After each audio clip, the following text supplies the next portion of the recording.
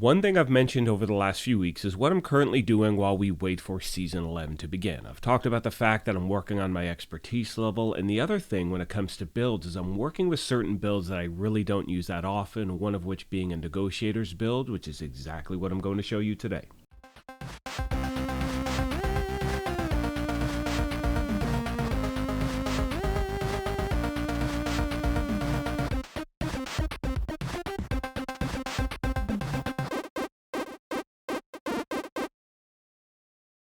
What's up, my YouTube family? Welcome back to the Gaming Brigade, and pretty much at this point in the game's life cycle, there really isn't anything new to do while we wait for Season 11, so today I continue the series where I show you some of my favorite builds and other ones that I'm continuing to work on before TU17 drops. Now, if you happen to be new here, feel free to hit that subscribe or join button. If you enjoyed this, you could hit that like button as well, and we are having a giveaway for a PlayStation 5, but I will go over those details at the end of the video. Now, the first thing I mention in all of these builds, and this is really for new and returning players, but always remember that this is just a template. This is one of so many different ways you can put a build like this together. The most important thing is to take your time and make a build your own. And as always, as we go through the build itself, I will give you variations depending on certain gear you may or may not have. Now, jumping right into it, we are using the Technician Specialization, which gives us the ability to use the linked laser pointer. Now, two things when it comes to being able to equip this thing. First of all, you have to have the rifle selected in your weapon skill tree like you can see here, because that will give you access to the linked laser pointer. And secondly, that pointer can only be equipped to a long-barreled weapon, so keep that in mind when you're choosing your primary and secondary. So for me, for my primary, I'm using the Kingbreaker, and that is because it has the Talent Perfect Flatline. Now, this is one of many pieces. You can put anything you want here with the Talent Flatline. Even though Kingbreaker has Perfect Flatline, you're putting out so much damage with this build. You know, I've done a version with a Carbine 7 with a FAMAS as well. And you can easily switch it up between your primary and secondary. If you'd rather have an SMG here as your primary, that is fine too. Just remember, again, if you want to use an SMG, it has to be a long-barreled one like the Vector you see here. And once again, the reason I'm using that pointer is because that is going to pulse every single enemy I target, which means the bonus on my weapon and chest are running non-stop. So even though it says on the Talent Flatline, after 3 kills, it applies pulse to the next enemy you hit, that talent is running non-stop no matter what.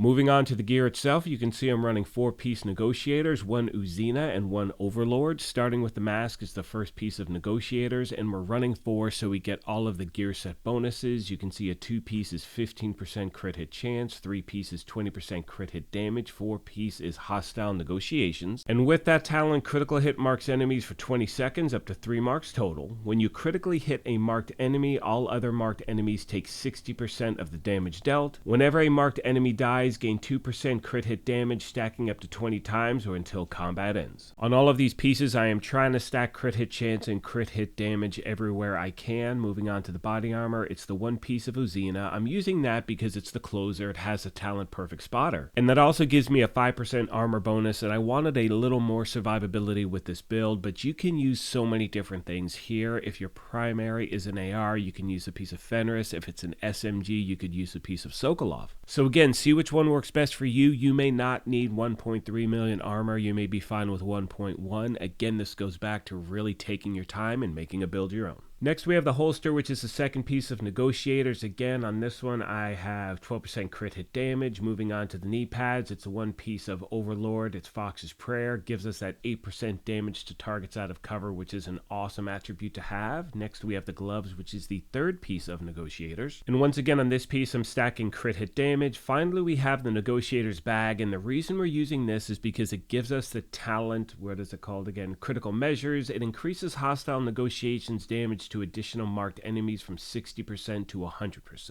And once again, for this spot, you have a lot of options to choose from, one of which being the Memento backpack. Now, I've put together a build using that before. That's why today I'm using the Negotiators Bag. And if you were to use the Memento, just switch your knee pads to that 4th and final piece of Negotiators. Now, for my skills, I'm using the Crusader Shield just in case things get sideways, and I'm also using the Assault Drone because remember, on your chest, you're using the talent either Perfect Spotter or Spotter, and that's going to increase both your your weapon and skill damage, so this is a great thing to have equipped as well. For my stats on this version of the build with the Kingbreaker equipped, I have 53% crit hit chance, remember the max is 60, and 137 crit hit damage, which brings me to an important factor that I don't think I've mentioned before, and that is your Shade Watch. Now, as most of you know, once you get to Shade level 1000 in this game, your watch is maxed as far as your different offensive, defensive, utility, and handling attributes such as weapon damage, crit hit chance, crit hit damage, things like that. And that is definitely going to have an effect on the overall numbers that you're going to see on your build. So for those of you that are under Shade level 1000, I strongly recommend during this time before Season 11 drops, do some farming, gain some XP, because you want to make leveling up your Shade Watch a priority. That way when Season 11 is here, you're good to go. And as always, if you have any questions, comments, or feedback, please let me know and I will get back to you as quick as I can. I'm sure most of you know by now that one of my favorite aspects about putting these build videos together is the family and community we have here at the channel. So if you have any different ways you like to run with the build like this, or tips or tricks you want to pass along to new and returning players, please let me know, as the main goal is to help out as many people as we can. Now, as I mentioned at the beginning of the video, we are having a giveaway for a PlayStation 5. To enter, all you need to do is subscribe here or follow on Twitter, and the winner will be announced May 4th of this year. On that note, I'm going to let the rest of the video play out. However, like I mentioned at the beginning of this thing, if you happen to be new here, feel free to hit that subscribe or join button. If you enjoyed this, you could hit that like button as well. But most importantly, take care of yourselves, be kind to each other, and we will talk to you soon. Thanks again, everyone.